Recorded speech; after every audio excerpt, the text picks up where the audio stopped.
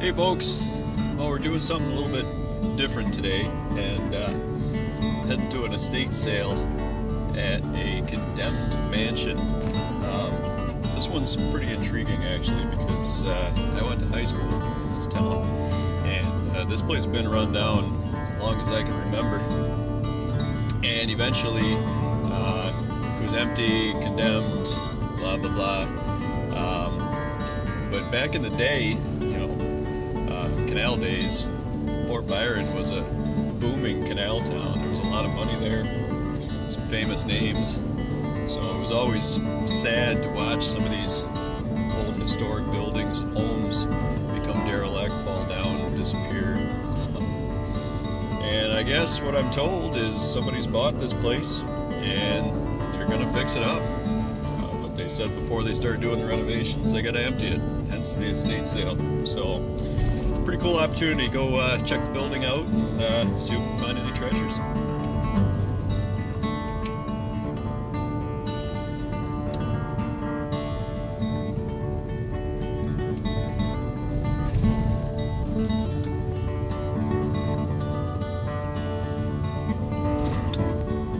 That's the Brigham House.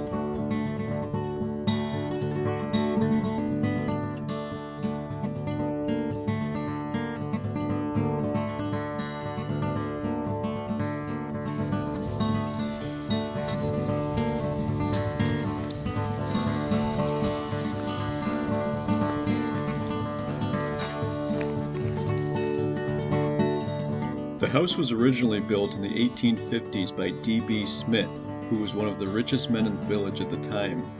It was at a cost of what would today be nearly $2 million. It's said that the family occupied only the first floor, and the second floor being used as a large ballroom. Dr. Stewart, a coroner, later purchased the home around 1890 with plans to establish a hospital. Interestingly, in 1935, when the Port Byron school burned, arrangements were made for the high school's classes to meet in Dr. Stewart's house until a new school could be built. It eventually came to be owned by the Harveys, who chopped it into a half-dozen apartments in the 1970s. It was used as such until the 90s. It was last owned by a Russian woman who practiced holistic healing. When she passed away, the house was then left abandoned for many years.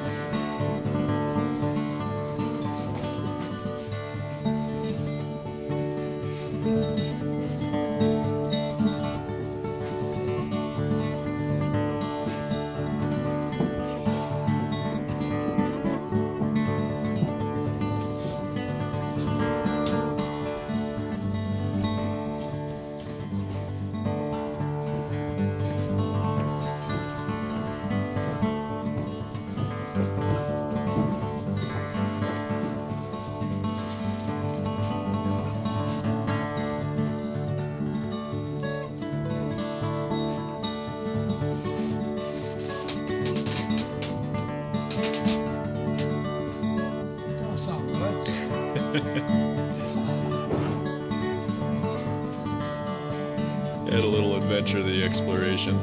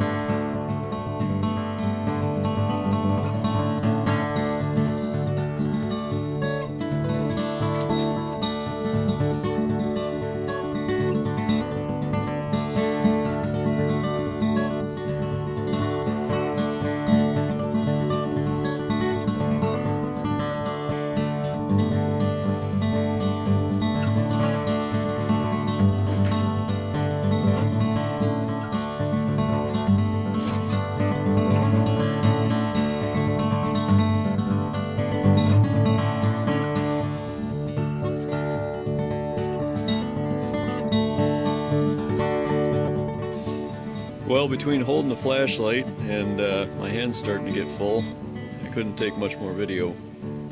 But we did get some fun treasures. This is an Ulmer cash register. I'm not entirely sure what generation. I'm guessing probably 1940s. It works. So that's pretty cool. Neat treasure. Uncle Sam's 3-coin bank. I dated this one. This is late 50s, early 60s. Pretty rough shape, but it's neat, and it does work. And a jerry can. Jeep guy. Gotta have the jerry can.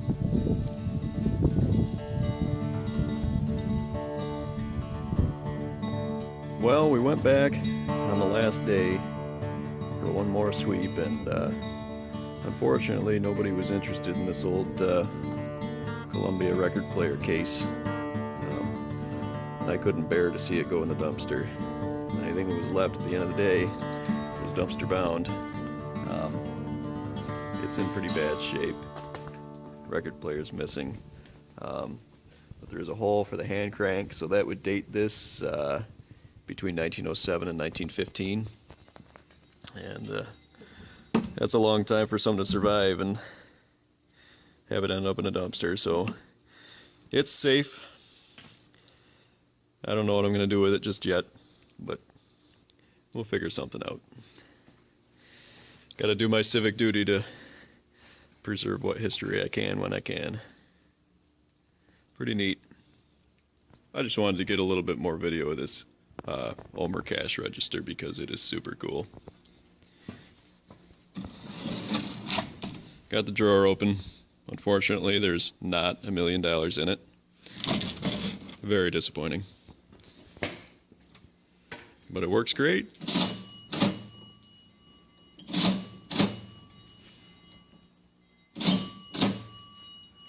That is so strangely satisfying. Yeah, we'll see what we'll do with it. Let me clean it up. Make a new platform for the front of it here. I got a piece of marble, but it's a little bit too thick, so maybe use a piece of corian or something like that. Possibly pinstripe it. Give it a 50s street rod theme. I don't know. We'll see. The possibilities are limitless.